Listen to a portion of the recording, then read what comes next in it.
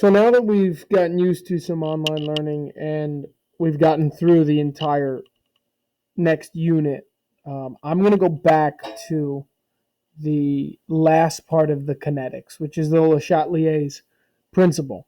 So if you have your kinetics note packet still, this is going to be in the back of that towards the end. It's this and the worksheet that I'm going to post up. So you can feel free to do it in that note packet. I have also attached some modified notes so that you can either type in the information or you can print it and write it down. But there are 3 ways for you to get these notes, and if those 3 ways are not possible, then the 4th way is you can always just write this down on a blank piece of paper.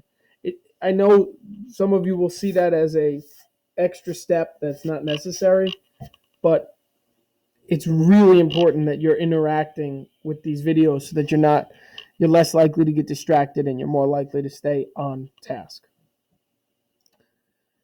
So the Chatelier's principle is a change to equilibrium, and I'll quickly brush on what equilibrium means, but as far as definition, that's really all you need to know. So first off, the Le Chatelier's principle is going to allow us to predict how an equilibrium is affected by a stress.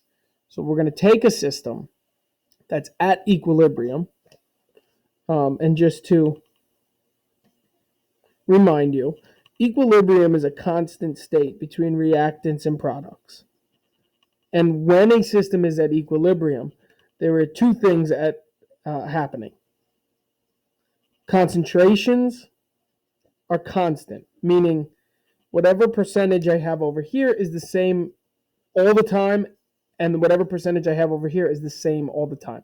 Not that they are the same to each other. We could have 70% of reactants and 30% of products, or we could have 65, 35, 50. We could have 50-50. We could have 40 and 60. Those numbers can change, but it's always those concentrations. And the rates are equal. And what that really meant when we learned about that before we left was anytime a reactant becomes a product, because this forward and reverse reactions are always happening. Whenever this goes to one of these at the exact same time, a product becomes a reactant. And because of that equal changing of reactants to products and products to reactants, the concentrations stay the same. All right, but now we're going to change that. We're going to take something that is nice and happy and undisturbed, and we are going to add a stress to disturb it. So there are 3 ways that we can do that. Those stresses are, we can change the concentration, we can change the temperature, or we can change the pressure. I'm going to go through each one of those,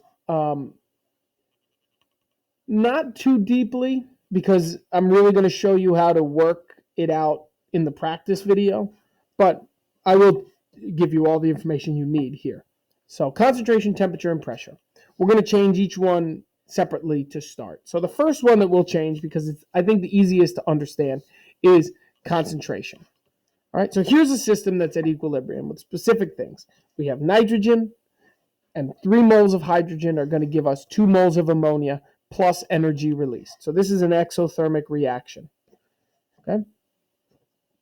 So how can I change the concentration? Well, what would happen to this system if we added more nitrogen? I was giving you a second to think there. But immediately the concentrations are thrown off, right? That initial percentage of 70% and 30% has now been altered. And it doesn't stay at that new concentration change. There is a shift that's going to occur. So let's think about it intuitively, right?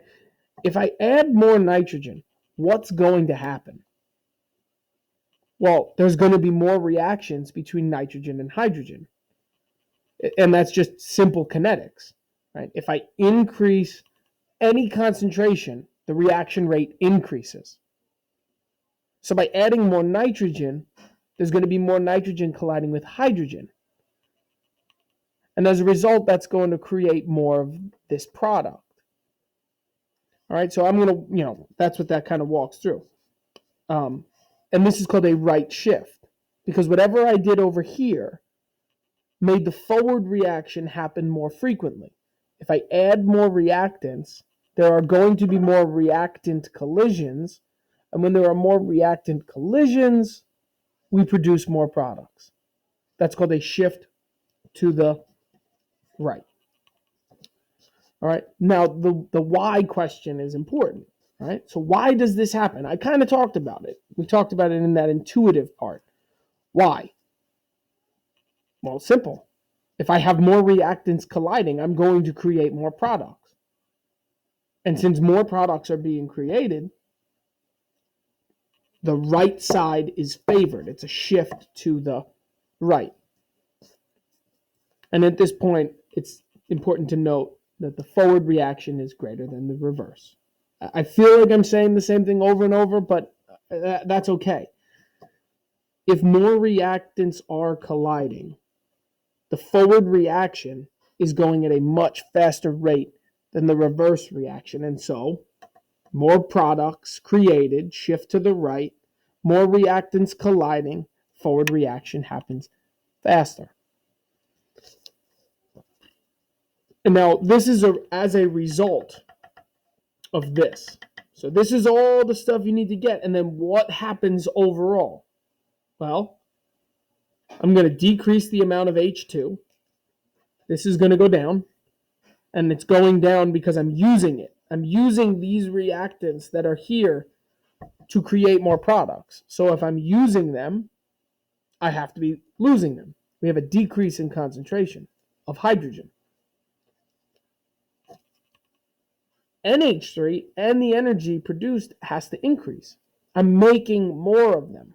And if I'm making more of them, their concentrations, their quantities increase as a result. Right, so I know that this stuff is difficult to grasp. So please just take your time.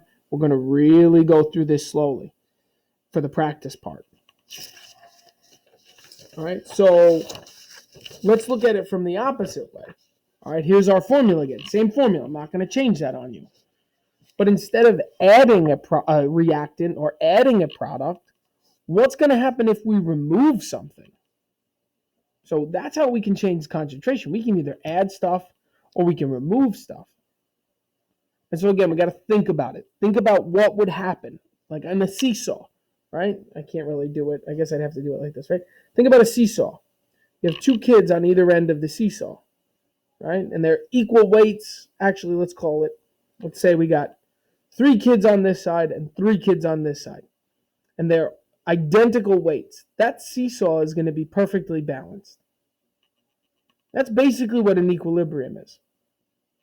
Okay, now if I remove one of the kids from one side, and I'm going to remove a kid from this side of the seesaw because that's where hydrogen is, right? So if I remove a kid from here, what happens? Immediately, the seesaw is sent off balance. All right? There's more over here. We removed something from here. The seesaw shifts like this. So equilibriums, unlike seesaws, will do everything in their power to reestablish a perfect balance. And the moment that they're knocked off course, they have to do something to fix it. This is what Le Chatelier's principle is getting at. So if I removed H2 from this, let's say I took it all away, the equation would go into a shock almost, and it would say, oh my God, there is no hydrogen left in my equation. I need to do something about that. I need to get my hydrogen back. And so if I removed it, the equilibrium creates it again. And there's only one direction that would create hydrogen. And it would be to go in the reverse direction. So taking this ammonium and breaking it back down to create more hydrogen. And that's called a shift to the left. And the shift to the left occurs because we are replacing what was lost. This has a couple of effects. Okay? It has the effect of Well, let me write it here. N2, shift left, right? There's a shift to the left, NH3, and energy.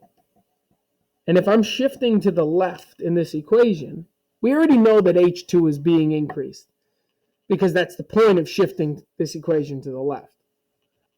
But wherever we're shifting is seeing an uptick in concentration, an uptick.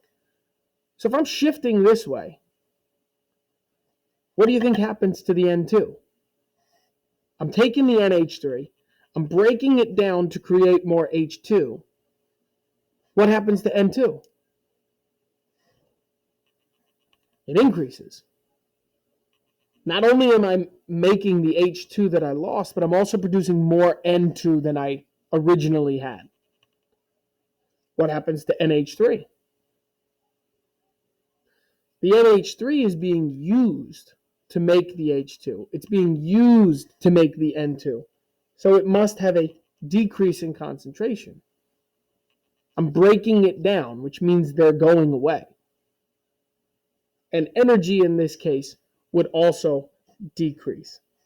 Remember, when a bond is formed, energy is released. But if a bond is broken, like we're doing here, we're breaking this bond apart, energy must be absorbed. And so to make this particular equation shift left, I need to take the energy, absorb it by the NH3. So when it's absorbed, it decreases. Break the bonds apart, shift to the left, replace the H2, make more N2, and I'm using this, concentrations are going down, temperature's going down, and I'm increasing everything on the reactant side. All right, I'm gonna make a second video that goes into the particulars of gases and pressure changes and temperature changes. And they kind of follow what we just did. So I understand that this is probably, I would say 75% of you are going to have a little bit of difficult time understanding that right there. But hopefully when I show you the tricks in the practice, it'll make it easier and more understandable. So I'm going to stop this video and make a new one for that.